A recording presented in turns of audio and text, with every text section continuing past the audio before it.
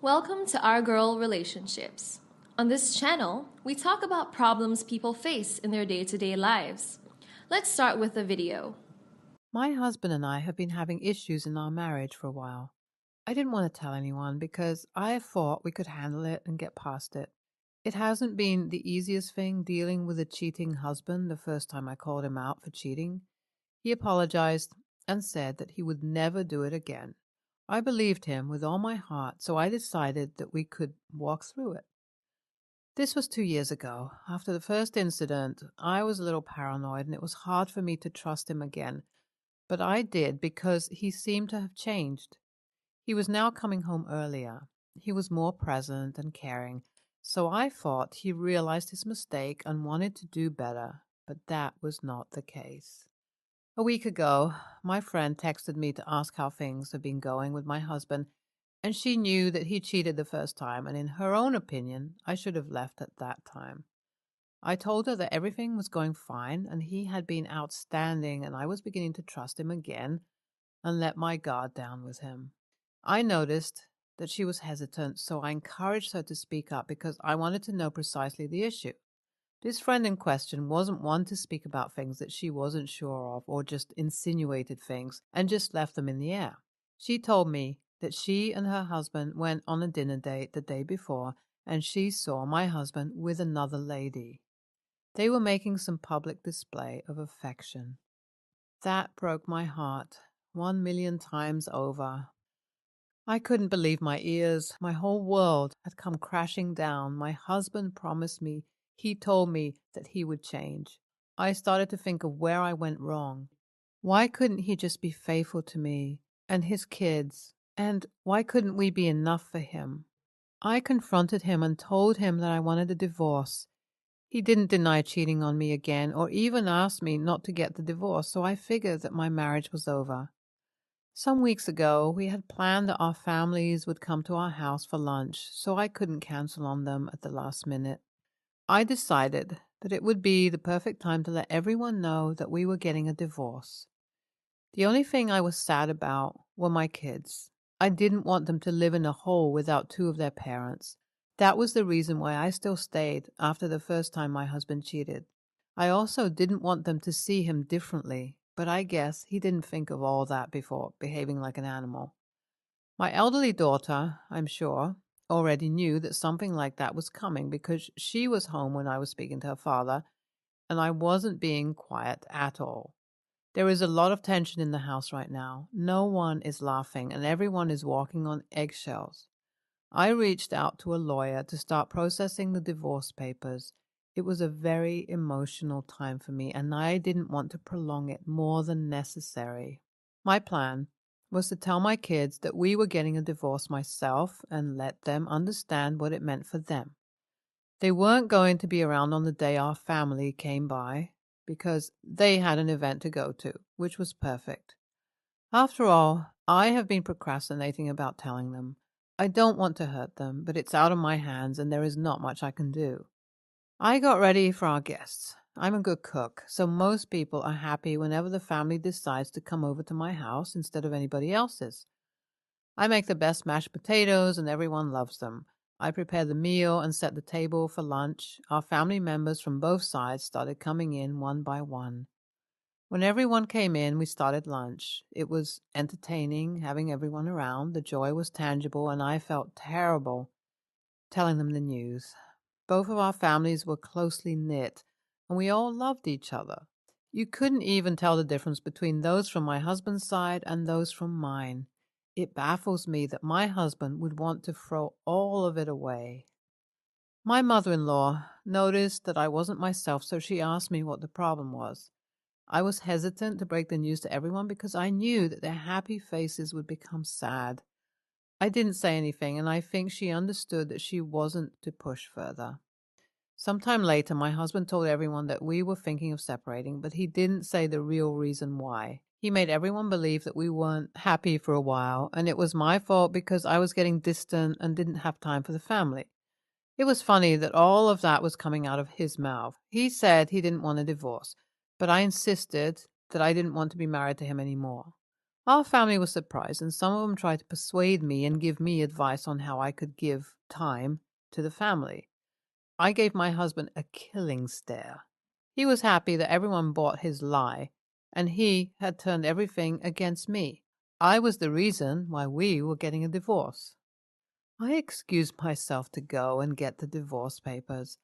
I hadn't told my husband that I got them already, so he was shocked when I threw them at his face. I had signed it and asked him to sign it since I was a horrible wife. I told everyone that he had been cheating on me, and this was the second time I had caught him cheating, and I didn't want to deal with it any more. He didn't think I was going to tell everyone what he did because I would be embarrassed like the first time. When he cheated on me the first time, my friend was the only person I told. No one else knew because I wanted to keep it low key. I felt embarrassed that my husband would cheat on me, and I thought I would be laughed at. That was so naive. Over the years, I realized that it wasn't my fault if my husband decided to cheat. It was his choice, and he knew exactly what he was doing, so I would no longer punish myself for it. I still somehow knew that he was seeing other women even after he apologized the first time at the back of my mind. I knew he was just keeping it low key, but I didn't dare to confront him or speak up about it because I had no real evidence. I just knew that he wasn't being faithful to me. Because of the prior incident, he thought he could turn it all on me and I would say nothing. I have grown past that now. He hurt me big time, and I wasn't going to cover for his misbehaviors. Truthfully, I was reconsidering my divorce decision until he lied about everything to everybody in my presence. The nerve! I knew that there was no going back anymore. My husband had become someone I didn't recognize. When we were dating, he was attentive, caring, and thoughtful. Still, now even his kids can't get his attention because he was constantly distracted by something else. He didn't have anything to say except that he wouldn't sign the papers. His family was surprised that he was doing all I accused him of.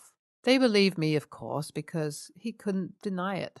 I felt empty after bearing my soul out and telling everyone what I had been through for years dealing with his infidelity. My mom gave me a big hug and I began to cry uncontrollably. I was in so much pain. I didn't realize I had bottled up so much. I was someone who didn't like divorce. My husband didn't come back for days, and to be honest, I didn't care. When my kids came back from their outing, I told them that their parents would separate, but we both loved them so much and nothing was going to change that. When my husband finally came home, he was drunk. He handed me the signed papers as he packed some of his stuff and left. We got divorced and I got to keep the house and my kids were with me. He was allowed to visit them from time to time. He was mandated to pay for child support for all our kids. It's a relief that a painful phase of my life is over. Sometimes I wish that things were different as I wonder how my kids feel about the whole thing. I would say that I regret meeting and falling in love with my husband. Out of our tragic union came 3 sweet babies of mine, and I love them forever.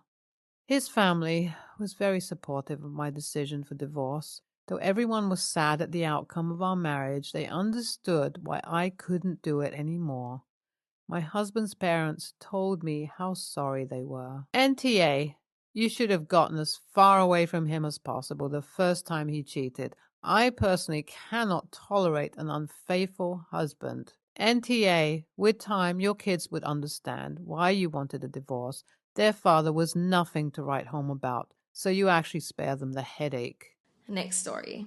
My mom and I raised my younger sisters and I, now 24 female, 26 female, and 32 male, mostly alone. When we were really young, there were some POS boyfriends, including my bio dad, but when we were 2, and 8, she moved us to a new town and started fresh, just as a single mom.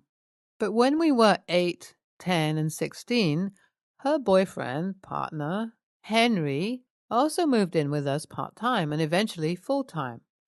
I had an okay relationship with Henry. He was fine, but we weren't close. After high school, I enlisted. When we were 12, 14, and 20, he cheated and they broke up. He married the woman he cheated with. 001 seconds later, my mom was devastated, especially because she didn't date much to begin with, because she'd had bad experiences in the past, and really thought he was one of the good ones. He was the first guy she'd taken a chance with in a decade. Post divorce fallout, Henry did keep in touch, but I didn't really respond. My middle sister did, though. She would still talk to Henry. My mom knew and hated it, but didn't stop it. And Henry and his wife would reward her for it by buying her things my mom couldn't afford to buy her, like a new MacBook, and even letting him give her a bit of money for her college tuition. He offered it to all three of us, but she's the only one who accepted. She's getting married, and my mom, as promised years ago, gave her a budget of $10,000 for her wedding. She had already told me in private that Henry and his wife would be in attendance, and I'd guessed they'd given her money as well. Even though she was telling my mom she, SO, were covering the rest. She told me officially today that they were giving her $10,000. The wedding budget is $16,000, so she'll get to keep what she doesn't spend. She told me that she wanted my support in breaking this to our mom at some point before the wedding, and that at the actual wedding, she wanted to acknowledge Henry, his wife, in their thank yous speech and have Henry at the head table. Her husband is estranged from his family, so the seating would go left to right with her three bridesmaids: our mom, her, the groom, Henry, the three groomsmen. I said that she could do what she wanted, but that I thought it was embarrassing for our mom, especially in front of our extended family. She got upset, and I finally said, "Look, if you want this so bad, fine, but I'm not sitting at the same table as him then, so I guess you'll be a groomsman." She said, "So you're not going to go?" And I said, "I'll go. I'm just not willing to sit two seats down from the guy who cheated on our mom and who you only like because he buys you things." She got even more upset and called me names on the phone and later over text. Our youngest sister refuses to get involved and just wants us to get along. She's never taken money from him, but she's also one of those people who hates people spending money on her. So she hasn't taken money from anyone else either. NTA, your sister needs to woman up here. If she wants a relationship with Henry, or at least Henry's money, so be it. But she can't compel the rest of you to be on board with that. And she certainly isn't going to be able to do it by hiding the truth. So tell her to tell Mom on her own before you need to give her a heads up she's going to be sharing a table with her cheating ex and his affair partner. Next story. Initially, I thought I was not the a-hole, but I may be one of those a-holes who use brutal honesty as an excuse for their attitude and wanted a neutral opinion on here. Okay, so basically, my parents are immigrants who were in a loveless marriage, and I am the unfortunate result of that marriage. I know for a fact that they regret having me as a kid and let me know that directly and indirectly. It messed me up a lot initially, especially when they married their respective affair partners and had their own separate families, but I actually quite like this system that I have now. Neither of them really give a toss about me, which means I can do pretty much anything I want. Like, I can stay out however long I like, do whatever I like, that sort of stuff. Recently, my mother's twin brother passed away, and while my parents' marriage didn't really work out, my father was really close to that uncle, and they have been making preparations for the funeral and everything. My mother, who was really close to her brother, asked me to write an instrumental theme for his funeral. I am really good when it comes to art and music, mostly because it was my coping mechanism. I personally don't even know my uncle that much and hardly spent any time with him, and I have some very important projects due this month. I'm 16 in school, and creating an instrumental theme for such an occasion will take a lot of time. I told her this and added that if she wanted, I could create some kind of a portrait or any kind of artwork for him. Her reaction was very extreme, and after arguing about it some time, she said that she couldn't believe what a cold hearted monster she raised. I am not bothered in the least about the fact that he died, mainly because, as I said, I wasn't close to him at all, and also he was drunk driving and hit a pole while driving at a very high speed, so no one else was involved in the accident. It's literally his own fault. I very calmly responded that one, she didn't raise me. I did that myself. And two, that were very rich, came from someone who basically abandoned their only child to play happy family with someone else's kids. I asked her where she had the audacity to call me such things, and she eventually broke down. I told her to shut up and to not bother me again, to which she did not stop crying and just kept looking at me like I was a ghost or something. I left after that. Now, both sides of the family are now calling me an a-hole and a psycho, among other things. I haven't talked to my mother since, and my father lectured me once, which I listened to with closed ears.